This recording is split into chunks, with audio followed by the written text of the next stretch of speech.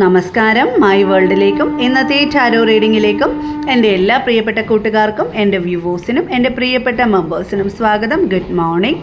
എല്ലാവർക്കും നല്ലൊരു ദിവസം ആശംസിക്കുന്നു.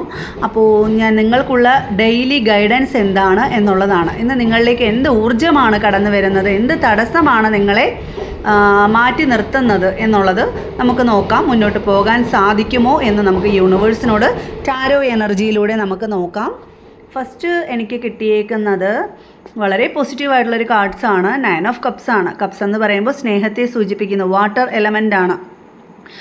ഇത് എന്ന് പറയുമ്പോൾ 9 എന്ന് പറയുമ്പോൾ ഒരു പൂർത്തീകരണം, ഒരു പരിപൂർണത, ഒരു വിഷ് കം ട്രൂ. നിങ്ങളുടെ ആഗ്രഹം നിങ്ങളിലേക്ക് വരുന്നുണ്ട്. നിങ്ങൾക്ക് ഒരുപാട് സ്വപ്നങ്ങളുണ്ട്, അതെല്ലാം യാഥാർത്ഥ്യമാക്കണം. അതെല്ലാം നിങ്ങളിലേക്ക് വന്ന് ചേരും. അതിനുള്ള ഭാഗ്യം നിങ്ങൾക്കുണ്ട് എന്നുള്ളതാണ് യൂണിവേഴ്സ് ഇന്ന് എനിക്ക് കാണിച്ചു തരുന്നത്. മനസ്സമാധാനം, സന്തോഷം, ധനം എല്ലാം ഇതിനകത്തുണ്ട്, ഈ ഒരു കാർഡ്സിലുണ്ട്.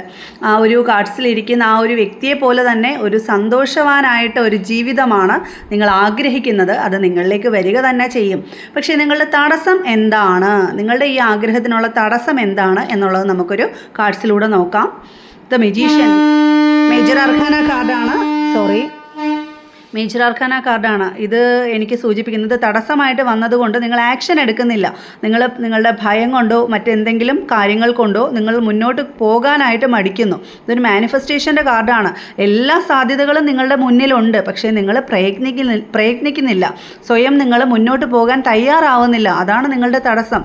ആ തടസ്സമാണ് നിങ്ങളുടെ ലക്ഷ്യത്തിൽ എത്താനായിട്ട് നിങ്ങളെ വഴിമുടക്കുന്നത്. എല്ലാ സാധ്യതകളും നിങ്ങളുടെ മുന്നിലുണ്ട്. നിങ്ങൾ ധൈര്യമായിട്ട് മുന്നോട്ട് പോകും. നിങ്ങൾ എന്തുകൊണ്ടോ നിങ്ങൾ മടിച്ചു നിൽക്കുന്നു. നിങ്ങളുടെ ഫ്യൂച്ചർ കിങ് ഓഫ് വാണ്ട്സ് ആണ്. ആവേശോജ്വലമായ പുതിയൊരു തുടക്കം, ഒരു ഫയർ എലമെൻ്റ് തന്നെയാണ്. നിങ്ങൾ പ്രയത്നിച്ച് കഴിഞ്ഞാൽ നിങ്ങൾ സക്സസ് ആവും. നിങ്ങൾ വിജയിക്കുക തന്നെ ചെയ്യും. നിങ്ങൾ ഉന്നത തലത്തിൽ എത്തുക തന്നെ ചെയ്യും. അതിന് നിങ്ങൾ പ്രയത്നിക്കുക എന്നുള്ളതാണ് ഇന്നത്തെ ഗൈഡൻസ്.